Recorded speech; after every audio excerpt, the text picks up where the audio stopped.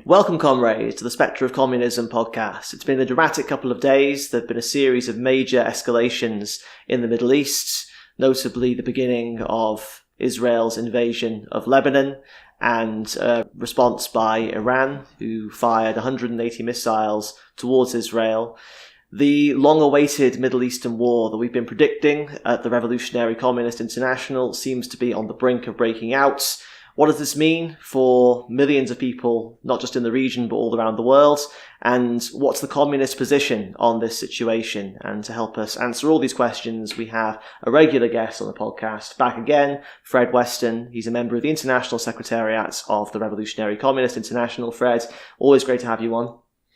Great to be back. Spectre is haunting Europe. The spectre of communism. Communism is stronger, more determined than ever. Communism. Communism. The communists. The communists. The communists. Dedicated to the establishment of a new order.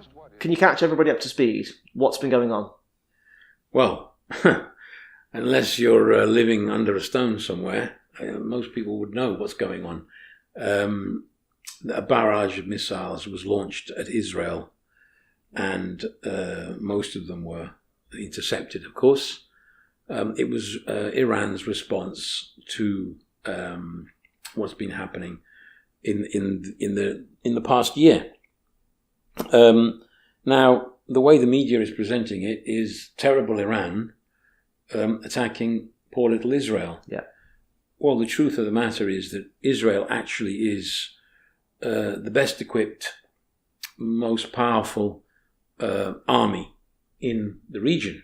They have the most advanced technology provided by the Americans. They have, the jets and everything else. They are a nuclear power. And unless you're completely blind or prejudiced, obviously, you cannot fail to see that Netanyahu has systematically upped the ante over the last 12 months with the aim of provoking a regional war. Everything he's done this last year. Now, of course, the Hamas attack last year is what gave him the opportunity to move in this direction. But if you see the level of destruction and the number of people killed, in the Old Testament it says an eye for an eye, a tooth for a tooth. What that means is that the God of the Old Testament was telling the Jews back then that the punishment for a crime should be proportional to the crime itself. One person killed, you kill one person. I worked out, if you look at the actual number of people who have died, not just those who've been killed in direct hits in Gaza, but there was a letter to the Lancet a few months ago by doctors who worked in Gaza. And they've made a kind of a reasonable estimate of what they think from what they've seen, also in previous war situations, that anything up to 186,000 people may have actually died, i.e. 41,000 plus, almost 42,000 indirect hits, 10,000 apparently are missing and under the rubble. This huge amount of rubble has been created. And then all the people that are dying from illnesses which would otherwise be curable, or, you could avoid them in a normal situation where you'd have access to hospital care. Starvation and malnourishment, of course, that's is another right. factor. The number of children that are dying is enormous. Nobody can actually say exactly how many. One day, somebody will sit down and look at the, what you could call the excess deaths compared to normal times, and see how many people have actually really been killed. And it would definitely be far, far more than the figure of 41,000. Among them, many, many children, innocent women, innocent civilians, who are just being bombed to bits. This is the real situation, not poor little Israel that's being attacked, but the powerful Israel at the heart of this region, which has been threatening the whole region. If you look at the speech that Netanyahu gave at the United Nations, I don't think you can be in any doubt as to his intentions. He said, there's no place in Iran that we cannot hit. And he added, no place in the Middle East. That means he's saying we can hit anybody. And in fact, they bombed Yemen, they've bombed Syria, and they've assassinated the leader of Hamas in Tehran. What they're saying is we can hit anywhere. We have the weaponry for it. We have the forces for it. Yeah, they killed Nasrallah, of course. That's right. Before that, they carried out a mass terror attack in Lebanon, which injured and killed hundreds of people, including many civilians. Well, that was clearly, I mean, at the time, there was a lot of speculation as to why that happened. Was it something they triggered because they thought they might be discovered? But if you look at the situation now, it's quite clear that, you see, the Israeli state and the intelligence services have been studying Lebanon, Hezbollah, since 2006, where they ended up with a stalemate and had to pull back. They've been studying every possible detail they can get their hands on: bases, key figures, organizational structures, methods, etc. A combination of electronic spying and probably also infiltration. They've managed to get quite a lot of details, and when they decided to go for Hezbollah, the first thing they did was hit the cadres with the walkie-talkies and the pager explosions, in killing many and injuring thousands, including innocent members of these people's families or people who had nothing to do with it. They did that to show that they've infiltrated the communication systems of Hezbollah. Mm-hmm. And then they went for the leadership itself and killed Nasrallah and other leaders.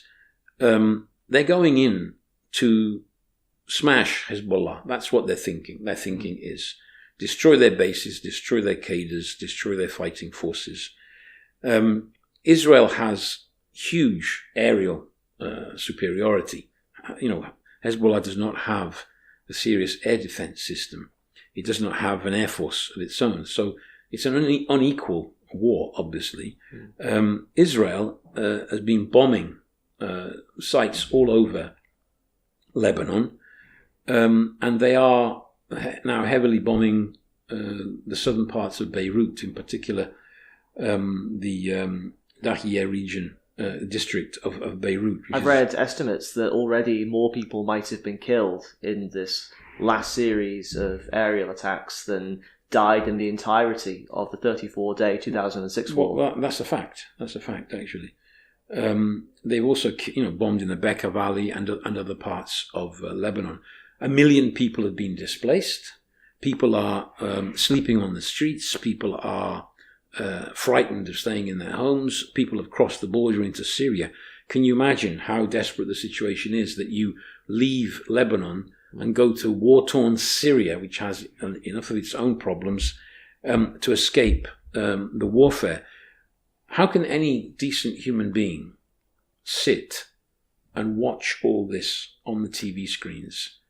See the scenes of the children being blown to bits, people's homes being blown up, the devastation which is being wreaked out to Lebanese, Gazans, the Palestinians in the West Bank, etc., and also the attacks in other countries.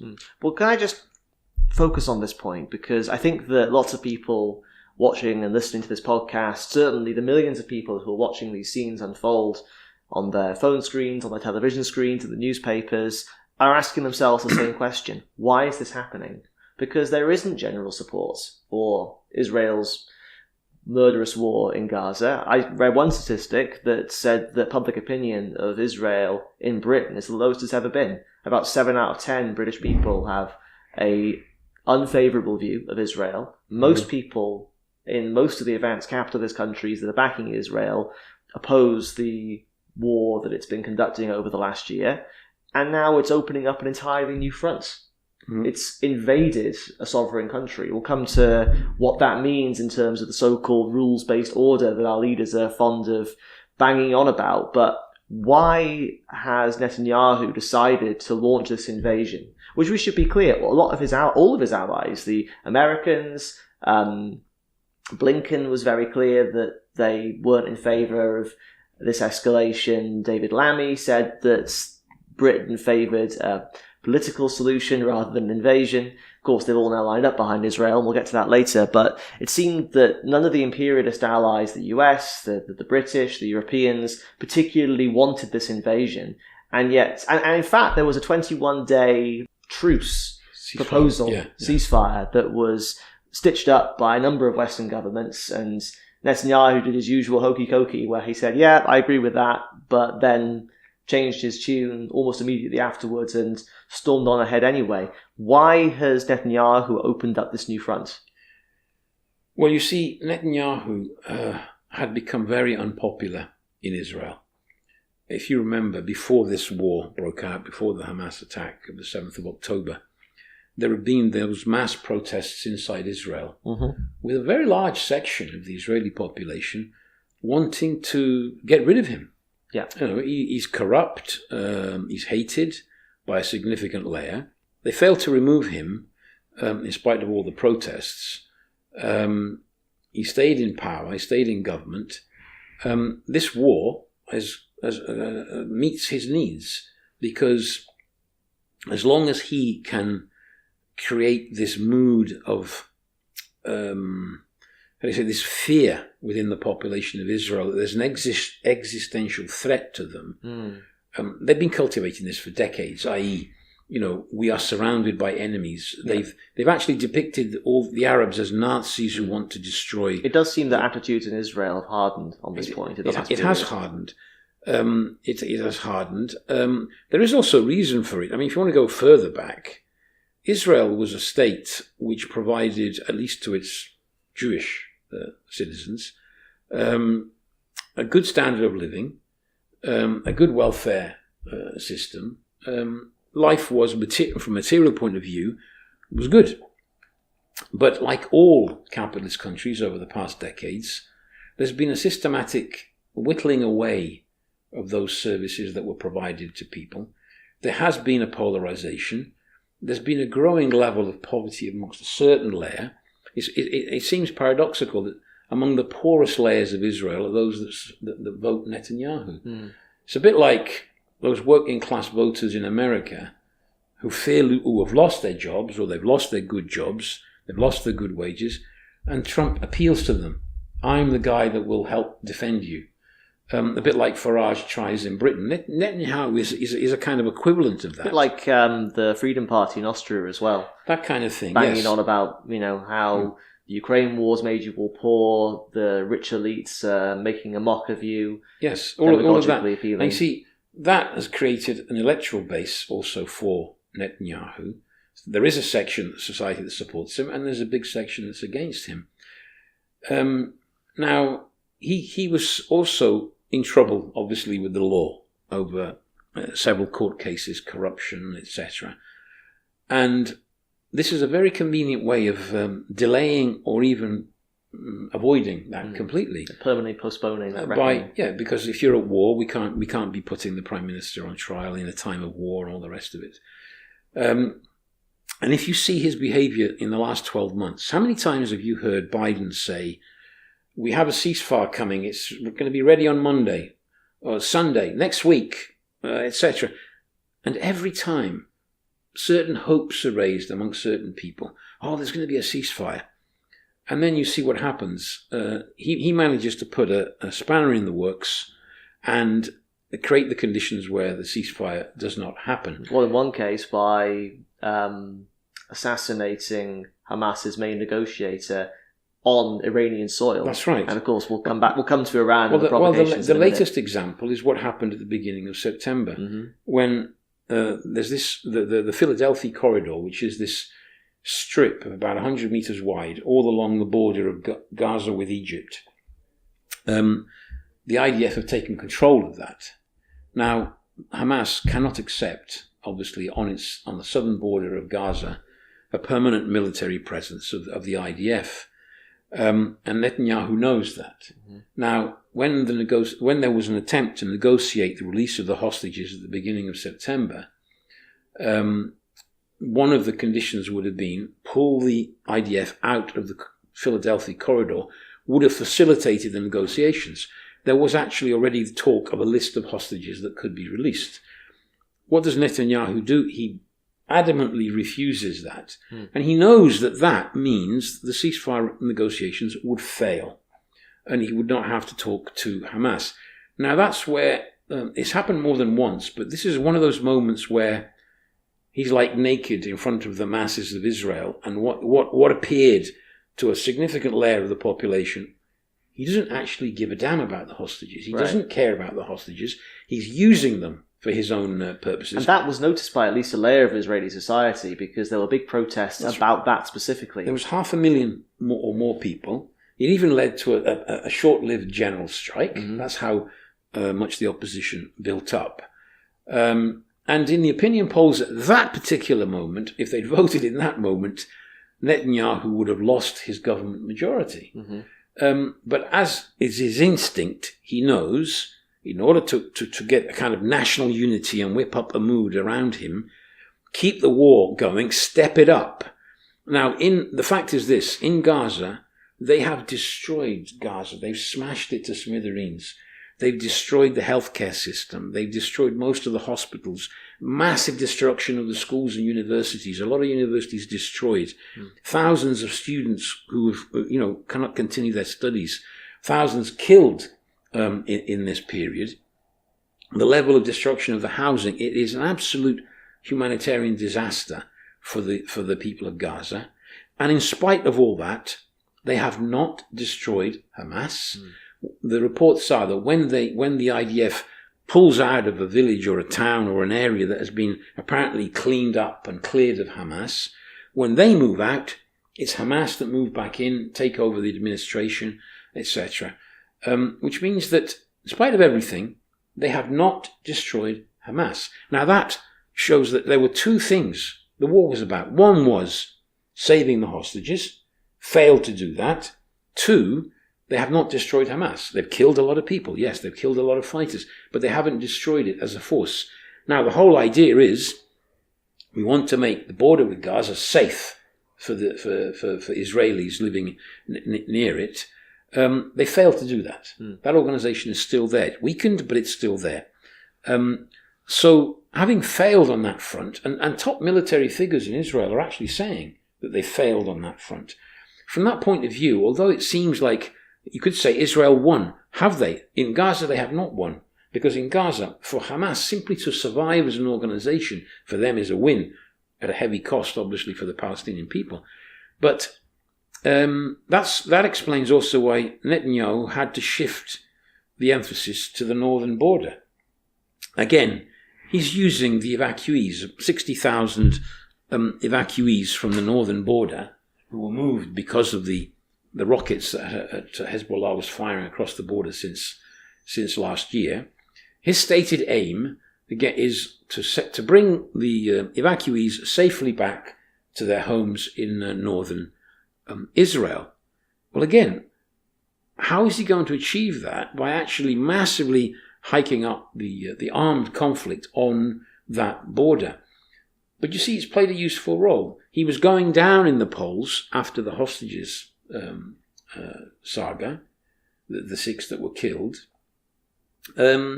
Since he's gone into Lebanon and since they've been attacking Hezbollah, he's back up in the polls. And they've created a mood. You see, Hezbollah, if you think about it from an ordinary Israeli point of view, Hezbollah is far more of a dangerous force than Hamas ever was. Hezbollah has a powerful arsenal of weapons, even Iranian-guided missiles that can hit up to 300 kilometers inside Israel. Israel, at the very most, is 400 kilometers long. So they could, in theory, hit most of the heavily inhabited parts of Israel. So it's seen as a real threat, obviously, to the people. And Netanyahu is presenting himself as basically the war hero, the war leader that can save the people of Israel from this threat.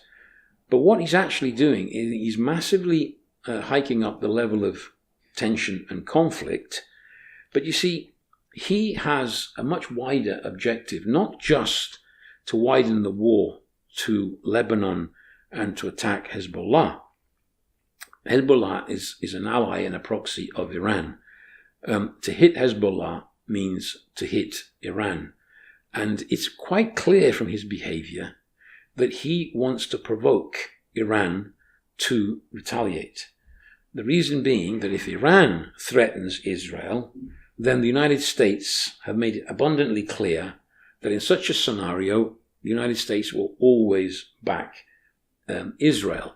And therefore, to bring in the powerful military force that the US has behind Israel, he needed to provoke Iran. Now look at what he did. He bombed their embassy in Syria. The Iranians took 2 weeks, but they retaliated. They retaliated in a measured way. It didn't actually kill anybody in Israel. Didn't even do any damage because the missiles were stopped by the Iron Dome and with the help of the US and British in helping to They hit. also telegraphed it well in advance, and they let them know. They gave It's the basically- Americans their intentions through It back was a channels. gesture to show that, we're hitting back. How dare you, hit our embassy and kill our people there. But nothing really came of it. Didn't lead to a conflagration, an escalation of the war. He needs to up it again. They killed the leader of Hamas at the end of July, while he's a guest of the government in Tehran. That's a real insult, obviously, to the government of Tehran, and it's a provocation to see how they hit back. Now think about it. They're presenting Iran as the aggressor. Yeah. Iran did not retaliate. No, and the whole time, the first thing that the Americans were saying, that the Europeans were saying, is that Iran must show restraint. That's right. And No one's telling Israel to show any But the restraint. point is this: Iran did show restraint. Yep. The ones who are not showing restraint are the government of Israel. Iran showed extreme restraint. And you could see what was going on in their heads.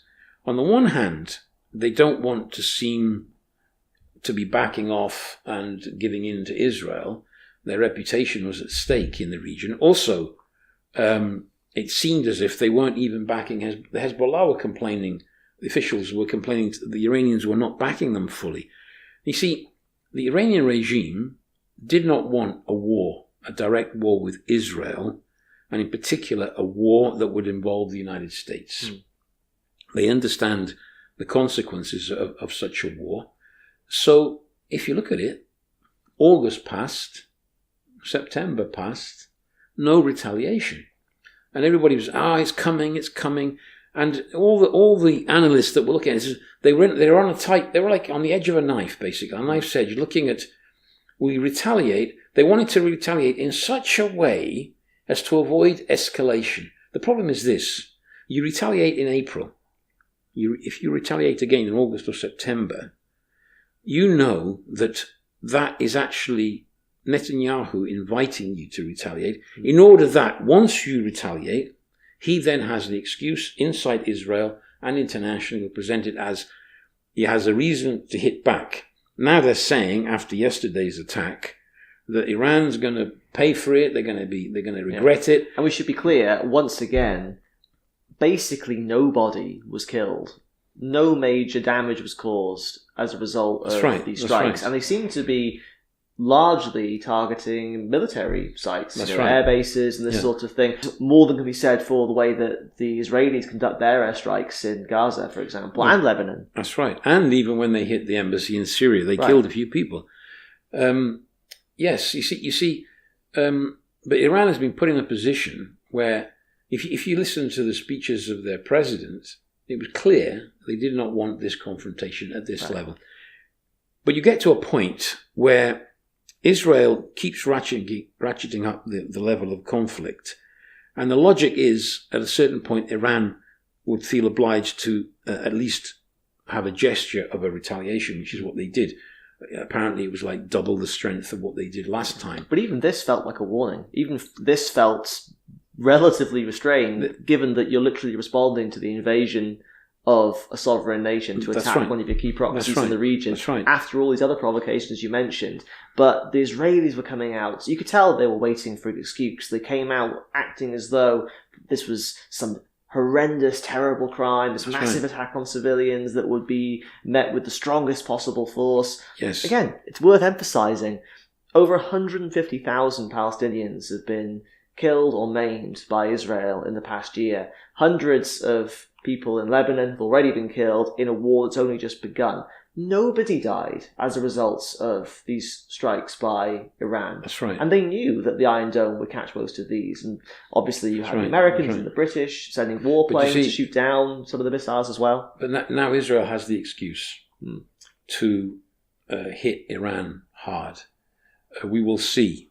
Nobody can say exactly when, but they're clearly preparing a very hard retaliation against the retaliation. Basically, it's upping all the time, and that was the problem with Iran. Whatever retaliation they carried out, they knew that this would risk tipping the whole situation towards a regional war. Yeah. Now they're attacking Lebanon.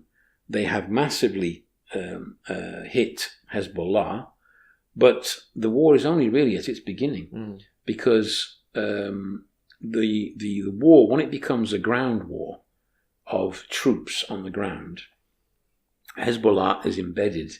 Hezbollah knows it's its own territory, mountain territory, etc. One thing they showed they were good at in the past is the guerrilla type war, surprise attacks, etc.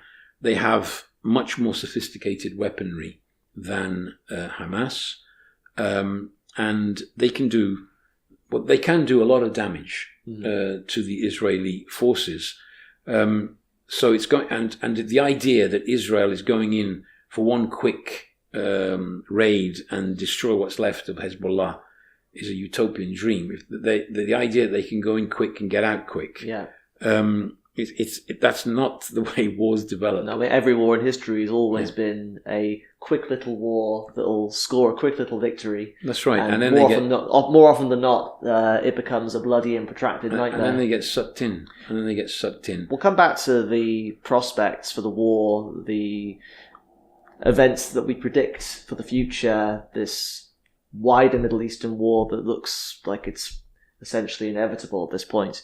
But I want to talk about the response by our ruling classes here in the West. It made me sick to my stomach last night when I was going on social media, I was turning on the news, and I saw, Kamala Harris talking about how Iran is this destabilizing presence in the Middle East. Sir Keir Starmer, always going to make sure you get his honorific in there, going on television and condemning Iran's attack, which killed nobody in Israel, in stronger terms than he's ever been able to muster for anything that Israel has done. All of the kids, all of the innocent people, the men, women and children it's slaughtered, and he says that Israel has a right to defend herself. I don't know why he keeps calling Israel her, it's creepy. But you had this hail of condemnation by all of the Western politicians lining up to assert Israel's ironclad right to defend itself against Iranian aggression. And apparently there's talks now of Netanyahu getting on the phone with the Brits and with the Americans to talk about presumably how they can coordinate to conduct whatever their response is. Netanyahu made a statement where he said that this is now the moment to deal a crippling blow to Iran's terror regime. He's made promises or allusions to attacking sites critical for their nuclear capabilities, attacking their infrastructure, and this all follows the invasion of a sovereign nation. I remember a couple of years ago when Russia launched its special military operation, its invasion of Ukraine, there was a hail of condemnation. It was wall-to-wall condemnation in the press, and bucket loads of money and arms were sent to Kiev so that the Ukrainians could defend their right to national sovereignty. There were diplomatic and economic sanctions leveled against Russia. None of that in response to this latest invasion. What does Israel call it? A limited ground operation. It's an invasion. We're a fan of saying things as they are on this show. They invaded a sovereign country against the wishes, actually, of the imperialists backing them. Not because they care about the Lebanese, but because they don't want a Middle Eastern wider war, for reasons we'll talk about. But where was the promise of aid and support to the Lebanese to defend their national sovereignty? Where's the condemnation of Israel's invasion of a sovereign nation? How do we explain this absolute rank hypocrisy, this disgusting double standard by our ruling classes? Well, you see, the rules-based order. Oh yeah, the rules-based order. What it means is this: that you do what is good for imperialism. Mm-hmm. Therefore, in Israel, what's good for imperialism is you support Israel. Now you see, in the Middle East, Israel is really the only reliable ally, let's say, of US imperialism and of the Europeans. So whatever criticisms they may have about the way they do this or that, or, ceasefire, or the way they invade Lebanon, they can discuss their little differences. But when it comes to the fundamentals, the US imperialism, the British, the Europeans will always back Israel. Always. If you think Israel has an annual military budget of about $30 billion. More than 10% of that is provided by the Americans as direct annual aid. When Israel then needs special help, earlier this year, there was an $8 billion package of help. 70% of Israel's weapons come from the United States. Yeah.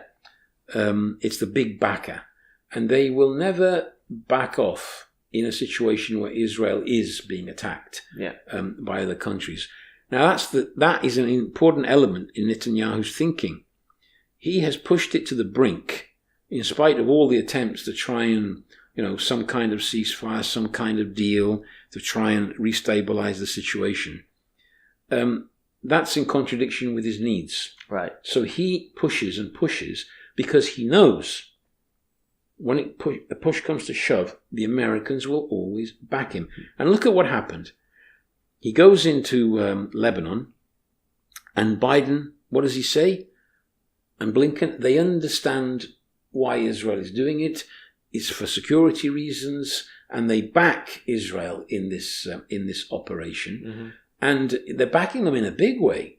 They're moving their ships, they're moving their weaponry. Let's not forget that in that region, in the various military bases, Kuwait, Bahrain, Syria itself, Iraq, there's a total of about 40,000 US troops spread around the region, plus all the ships and all the rest of it. And they are talking. I mean, all the talk is that they're now in discussions with the Israeli leaders about what to do next about Iran. Now, let's remember that there was a time a few years ago, if people listening might remember, there was talk of America possibly attacking Iran directly. Yeah, there were vocal Iran hawks in Washington, for sure. And there is a wing of the US ruling class which is always in favor of that. They want to smash Iran. They see it as a threat to their interests in the region. Let's put it that way. You've got to also understand that the decline of US imperialism, the decline of the West, when the West talk about the international community says this, the international community says that, the international community they're referring to is about a quarter of the world population. Yeah. It doesn't include China, it doesn't include Russia, it doesn't include large parts of Africa. And they're talking about a dozen countries. They're talking about basically the old imperialist nations of Europe and North America. They are not as strong as they used to be. They're still powerful. The US is still the big power. But you have rising powers, Russia on the one hand, and China. China is the real problem for the United States because it's its main competitor globally. That's at the end of the day, the capitalist system is a system about making money. And a war is about defending the making of money. And Iran is not a direct ally of Russia, but it's lining up. Yeah. Basically, the logic of the situation is Russia, Iran, China, North Korea is in there. A kind of front is being formed on a global scale, which is in conflict in one way or another with the European Union, the North Americans, the big Western capitalist powers. So there's a wider picture here. There's a conflict in the Ukraine. There's a conflict in the Middle East. There's one big power involved in both. In the Ukraine, it's the US, which was pushing for the Ukraine to be a member of NATO and to bring NATO forces even closer to Russia, creating a real direct threat to the Russians. When people say this, they laugh. Oh, you really? It's a fact. You look at the whole history of the last 30 years, NATO has been pulling in more and more countries from the former Eastern Bloc and creating a kind of ring around Russia. It is a threat to the Russians, and America is involved in that. In the Middle East, you have the conflict in which you have, obviously, Israel is at the heart of it. The other big power is Iran, which is more or less lined up with the Russians, and the Americans are involved. The big power which historically is in decline, but still the big power, is involved in both wars. In that sense, there's a kind of connecting up of these fronts. And it's interesting to note, somebody like Starmer, supposed to be a Labour leader, a leader of the British Labour movement. Starmer, where's the difference between Starmer's thinking and policies and those of the Tories? Where's the difference in his lifestyle also? If you look at the latest scandals. Yeah, the thousands of pounds of handouts and designer dresses for his missus that he's been taking. Starmer is taking away the £300 fuel allowance from pensioners in a moment where actually they're saying that energy costs are going to go up. Literally, his policy is going to kill some old people in Britain. And energy costs going up in no small part because of a Middle Eastern war that he's supporting. That's right. But you see, he's attacking the working class in Britain as all the rulers are attacking their working classes. They're all hitting workers' wages, workers' jobs, workers' living conditions.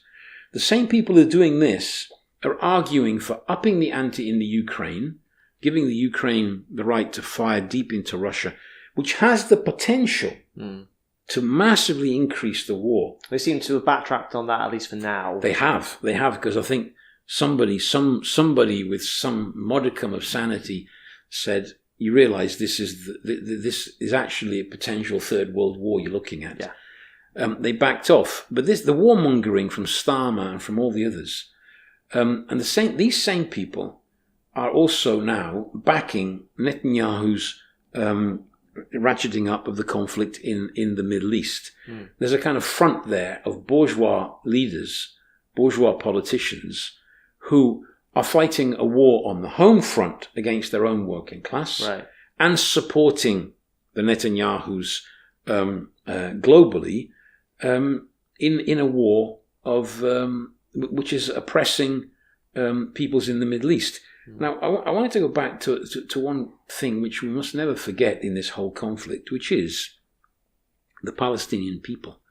The way the bourgeois try to discuss politics or events is you single out an event and you say, you see, they did this. What do you say about this particular event? He shot first. He fired the first cannon to be fired was by them. Yeah, history seems to have started on the 7th of October 2023. If you ask most of our political commentators and politicians. What they ignore is this. You see, talking about making money, before October the 7th, there was a process in the Middle East.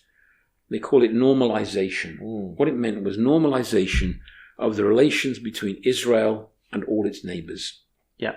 Now, Israel had managed that with Egypt, with Jordan, and with others. The UAE, and more recently, Bahrain had signed up, and the next one in line was Saudi Arabia. The Saudis are de facto have been allies of the US. They're supposed to be, Islamic, even the defenders of Mecca, and Mecca is there and everything, the holy shrines, and yet they are de facto friends of Israel. They're not keen on the Iranians either. No, exactly. But they wanted to normalize relations between Saudi Arabia and Israel, i.e., what does normalization mean? It means you can trade, you can make money, you can do good business. Yeah, we were talking about Sopranos before you came on, Fred. It's like the mafia. It's good. It's just business. That's right. It's nothing personal. It's just business. It's gangsters getting together. Gangster logic. To make money. But, little detail, there is a people called the Palestinian people who in that process would have been completely abandoned and forgotten about. And the Palestinians feel that. Nobody is doing anything for them. They've lost all confidence in diplomacy. What has diplomacy achieved for them? They've lost authority in the Palestinian Authority. They see it as corrupt and toothless in the face. Let's not forget what's happening on the West Bank. Yes. Over 700 people killed. 1,000 Palestinians have been pushed off their land in the last year in 18 different communities. I mean, this is a dimension we really need to pull out, because there is a logic to Israel's action separate from Netanyahu trying to save his own political skin and stay out of prison. The logic of the Zionist regime is the ethnic cleansing of what remains of Palestinian territory. They want to create a greater Israel. Yeah. That's abundantly clear. The differences between the people at the top, the Gantzes and the Gallants and the Netanyahus, all these people, is not about the final objective. It's about how to get there, i.e. how to get there without upsetting too much their Western friends, without upsetting public opinion too much in the West, gradually, step by step. But let's not forget that Israel was created through war, ethnic cleansing. 700,000 people were violently expelled from their homeland in historical Palestine. Not happy with that, they spent the next 20 years building up a powerful army with the help of US money. And when they were ready in 1967, they took the West Bank, they took Gaza, they took the Golan Heights, they even took the Sinai then, but then eventually gave that back. But the big prize was the West Bank. They want the West Bank to be integrated and annexed to a greater Israel. They have systematically promoted the settlements. From a few thousand, we now have something like 700,000. And when we talk about settlements and settlers, we should be clear, what we mean here are hundreds of thousands of well-armed and diplomatically supported and officially protected far-right Jewish supremacists who make it their daily mission to terrorize and force out by gunpoint, by violence, by destruction of property, as many Palestinian Arabs as they possibly can. And all because apparently God told Abraham, Jacob and Isaac that this land is your land. Right. And there are these fanatics who think that they are actually carrying out God's orders by going back to Israel and taking back the land and kicking out the Palestinians. These are fanatical elements which are being promoted on the West Bank. Of course. And they are defended by the IDF. They're armed and they're also backed up by the military, systematically terrorizing the Palestinian people. A settlement appears, it gets electricity, water, good roads, everything, and backed up with arms, and then they spend their time terrorizing the local Palestinian population. I heard one video where one guy was saying the plan is to force them to leave. So instead of having to take them away in trucks, that's a bit embarrassing, you see, because there's the memory of what happened in Germany to the Jews under the Nazis. They want to create the conditions where the Palestinians feel so terrorized that they will leave. This is what is happening. But there's a whole people that refuses to abandon its historical homeland. What nation on this planet would accept having their homeland taken away from them violently without fighting back? The people of Britain, what would they do if a foreign power came in and brought in 10, 20, 30 million armed settlers with the aim of pushing out the British? You know what would happen? They would fight back, and they would rightly fight back. Every people would do that, and that's what the Palestinians are doing. A crime has been committed against them, and on top of all that, they've had to suffer this last year of the devastation of Gaza, and the continued incursion into the West Bank. And now it's widening out to attack Lebanon. 1 million Lebanese out of the population of Lebanon, there's no clear statistics about it, but the last ones I saw were 6 million. But you've got to add to that many refugees from Syria. Of course. But quite a small population. 1 million people have already been displaced, and the destruction is going to continue. This is what Israel is doing. It has literally killed tens of thousands. I'd say probably at the end of this drama, we will see hundreds of thousands will have been killed. And this is presented by Starmer and his friends, by Biden and by Macron and by all these people as Israel's right to defend itself. If you look at what they've done, it's a sick joke to describe that as defending yourself. No, you used an event to push forward an agenda that you had for decades. They have systematically taken Palestinian land. The latest I saw is that there's a plan, we'll see whether they put it into action, the northern sector of the Gaza Strip, there's going to be an order to civilians to leave. Between 300 and 500,000 people are still there to leave, and whoever's left will be declared a Hamas fighter and can be shot on sight. Of course. The idea is to clear out the north. We see if that happens, it reminds you what happened in 1967 in a large part of the West Bank when 400,000 Palestinians were expelled. Another clearing of an area of Palestinians prepares the ground for the new for the settlers to come back in and to take that land. And this would be another step in a long-term project.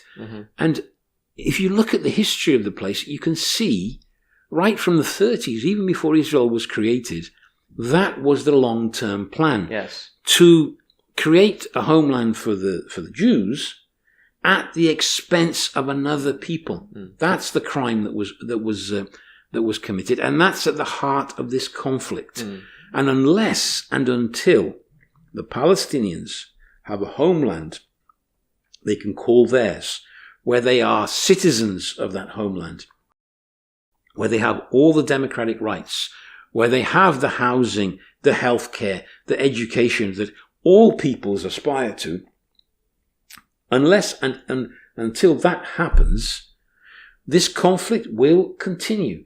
They think they can smash Gaza back to the Stone Age, as some of them have said. They think they can destroy the infrastructure. They can kill thousands of people.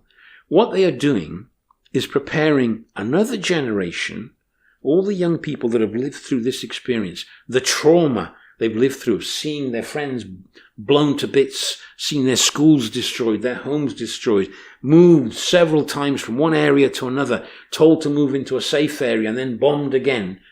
To think that you can normalize conditions, that you can stabilize that situation. Having done that, these people must be living on another planet.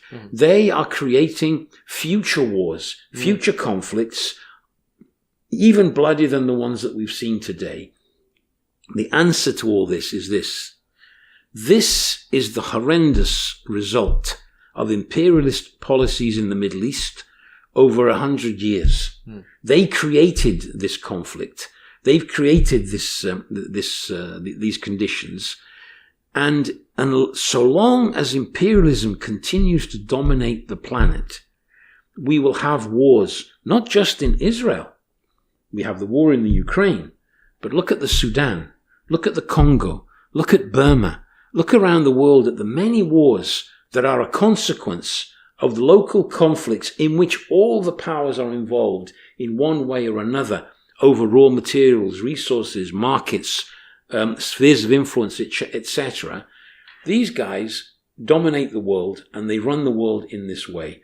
And it's about sucking out the wealth of the whole planet for the benefit of a tiny minority of the billionaire class that controls the United States, Europe, etc. This bourgeois class has become a monster which is threatening the whole of humanity. Yes, absolutely. And this is exactly the reason that we've launched our international anti-militarism campaign, Books Not Bombs, because of this nightmare that we're being dragged towards by our warmongering ruling classes. But of course, there's another side to it, because war and revolution are often two sides of the same coin. And it's clear to me that part of the reason that actually the imperialists, if they could have avoided it, would have preferred not to see this war in Gaza spiral out to the rest of the Middle East, is because they know that there's a huge amount of social instability throughout the Middle East. They have Arab regimes in the region that are ostensibly their allies. You mentioned a few, the Saudis, the Jordanians as well, assisted in shooting down these Iranian missiles that were sent towards Israel in retaliation for the invasion of Lebanon. There's a huge amount of anger amongst ordinary Arab people, the workers and poor, in the region about their own regimes that are not only manifestly refusing to do anything to support the Palestinians, but they're actively supporting the Israelis, the Egyptians as well, the military regime there. They're serving as Israel's border guards. They're helping to fence the Palestinians into Gaza like, a canned turkey shoot. Well, the Jordanian regime, have you noticed every time there's some tension, there's a conflict, there's a stepping up of the war, the Jordanian regime expresses concern and calls for calm. Yeah, they're very concerned. Bringing things around. People. The reason they're concerned, they have good reason to be concerned. You see, in Jordan, you have years of IMF-imposed policies, which involve austerity, cutting subsidies. Youth unemployment is over 20%.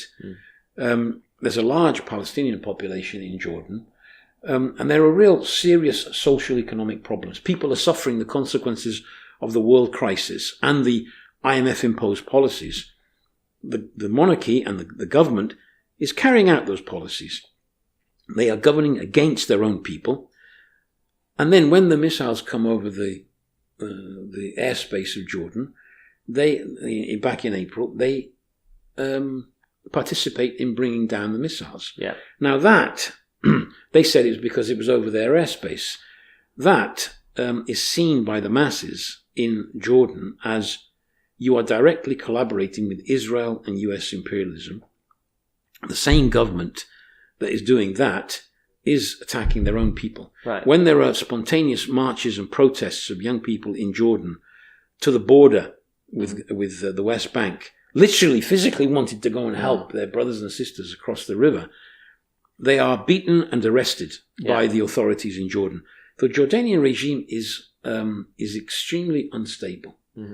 The same in Egypt. Now, in Egypt, you have a situation where Egypt has kept itself out and has collaborated in keeping that border with Gaza nicely sealed. At one point, the Zionists were playing with the idea, you could see it, squeeze the Palestinians south, right up to the border.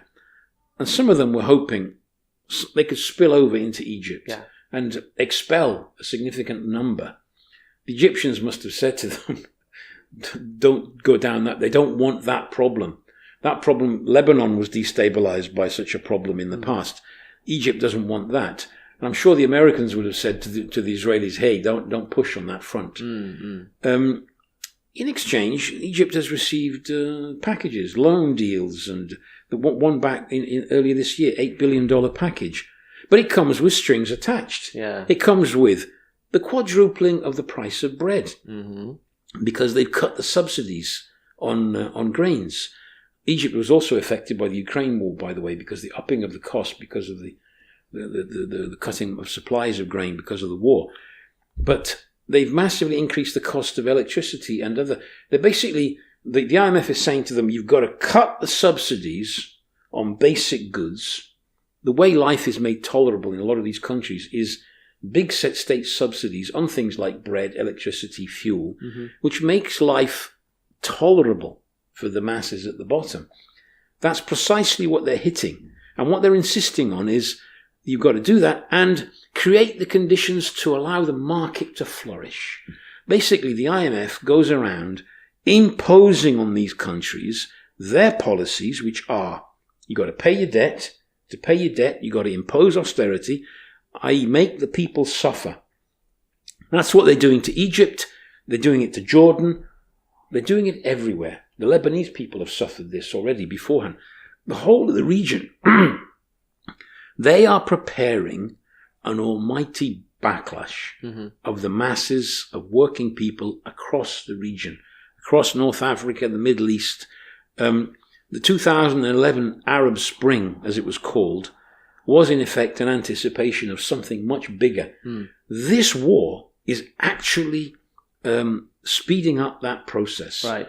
It's connecting up the intolerable living conditions of the masses with this barbaric butchery that's taking place in Israel. This regime which, with impunity, bombs Iran, bombs Yemen, bombs Syria, now massively bombing Lebanon after having devastated Gaza. The people watch all this. Nobody punishes this crime. These are not crimes. This is, as Stan will say, the right of Israel to defend itself. Yeah. It makes you sick to your teeth to listen to this. Yes. They are carrying out a historical crime against the Palestinian people after 70 years of crimes against the Palestinian people. And now they're spreading that crime to Lebanon and beyond. And they're prepared to push for a regional war, which would be devastating for millions and millions of people in the region. On top of all this, you have the impact this would have globally on the economy, for example. Yesterday, I was looking at the Financial Times headlines as these events were unfolding. And just as Iran had announced they were going to fire the missiles, it appeared as a title in the Financial Times, the stocks fell and the price of oil went up. I've got it here. It's interesting to see the logic of capitalism, if you permit me 1 second. Yeah. Here's an oil price spikes and stocks tumble as Iran launches missile strike. But interestingly, there's another kind of stock which didn't fall. European defence shares rise as Middle East tensions intensify. Interesting. A massive increase in just a few hours, like something like a 5% increase in about 3 or 4 hours. So you see, globally, this could actually tip the economy into a recession, like what happened in 73 and then the 74 recession, because the world economy is on the edge. Many countries are either in slow growth, stagnation. Some are already technically in recession. There's a slowdown everywhere. China's slowing down. The US is slowing down. Even where we've had a significant growth, it's slowing down. A shock like this, which could up the price of oil, the instability, etc., the Red Sea, the Suez Canal, the Houthis, all of this could create a shock to the economy, and people who think that Israel is far away from them will feel the shockwaves hit them in terms of a recession, job losses, inflationary pressures, something like what we saw in the middle of the 1970s. It has global consequences. So effectively, we're in a situation where one man's desire to keep his job and a tiny minority of wealthy, powerful parasites' desire not to lose face on the world stage is dragging the world towards catastrophe. The working class all over the world will be forced to foot the bill for this catastrophe. And we've made this point a number of times in other episodes about the increasing militarism on the world stage. These people know that this is going to happen. They can see the disaster coming, and yet they are dragged along. They're dragged by the nose by warmongers like Netanyahu into these catastrophes. And what really makes me enraged is when they say, oh, well, we didn't want this to happen. We tried to find a diplomatic solution, but Israel has its right to defend itself. We can understand where they're coming from. They act as though they could do nothing. They could do something. If they wanted to, America could stop the flow of arms to Israel, stop the flow of aid to Israel. True of all the Western countries, they could cut off Israel from military and financial and diplomatic support that it desperately needs in order to keep its war machine going, and it would cause the military in Israel to fall apart within a matter of weeks or months at best.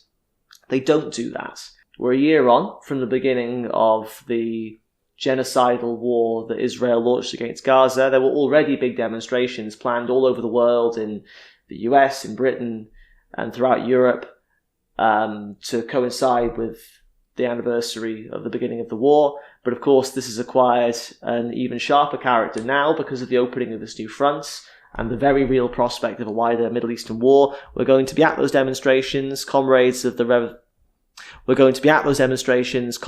Revolutionary Communist International all over the world will be forming blocks and participating. What are we going to be saying, Fred? What are we saying about this war and about what we say is needed? Because look, we've been marching for a year now, every single week, or at least every fortnight, depending on the country. There have been huge demonstrations. You had that entire encampment movement by students, that very heroic and powerful movement that was basically crushed into submission. But nothing seems to have gotten any better for the Palestinians. So what is needed? What are we saying, first of all, and what do we say is needed? Just on one thing you were saying first, earlier. You see, we mustn't create the impression that we think that this war is because there's a few evil individuals. Right. Otherwise, there is a logic to the conflicts taking place because of the global crisis of the system. Mm-hmm. There's overproduction on a global scale. There's massive overcapacity. There's a conflict for markets. Mm-hmm. The big conflict, the most glaring one, is the one between the United States and China, but not only. There are conflicts everywhere you look. You look across Africa, you look across Asia. There are conflicts in which the different powers are involved. There are different parts of the world in which one power or another has more influence. And there is a conflict to maintain their spheres of influence and to expand them where possible. The sphere of influence in the Middle East of the United States, from US imperialism, goes through Israel and goes through the Israeli government. So there's a logic there. It's not just, there is the element of the individual, but there's also the, it's like the avalanche.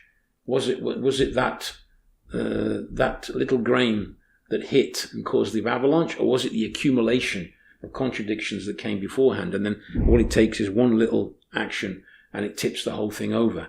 There is a logic. It comes from the crisis. There's another element. So sick is this system.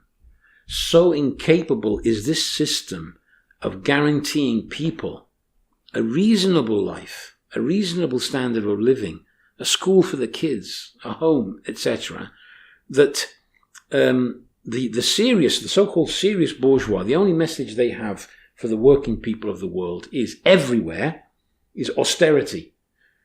Increase the age of retirement, increase the working week, cut pensions, cut real wages. All of this is happening, and the masses of people are suffering from this. And that explains the eruptions of conflicts and the wars that are taking place globally. Now, what do we say about the movement for, basically, the movement against war? It is not in the interests of working class people, of young people, of workers in general, to promote wars. Which are not to defend the interests of working class people, but to defend the interests of the powerful elite, of the ruling classes. It's not in the interests of British workers to support Israel. It's not in the interests of American workers to support Israel. It's in the interests of the American ruling class. Now, so long as the world is controlled and dominated by these powerful imperialist countries, the destinies of millions of people around the world will be wars, revolutions, counter-revolutions. We've had eruptions of revolutionary movements in Bangladesh. We had it in Sri Lanka last year. We had the Sudanese revolution. Do you remember the glorious days of the revolution, that young lady standing on a vehicle talking to the masses? There was a euphoria. We've overthrown the dictators. We have bloody civil war in Sudan now. In Sri Lanka, we have a government which is carrying out the policies of even this incoming government, which is a reflection of the changes, is going to go negotiate with the IMF. They are still under the thumb, under the boot of the imperialists. So what can young people, workers in countries like Britain or the United States or Europe or whatever, in the countries which is the heart of imperialism, what can we do for the Palestinian people? What can we do for the people in Lebanon? We can fight the people, like in America, who are providing the billions for the military budget of Israel, who are providing the weapons and the technology for Israel.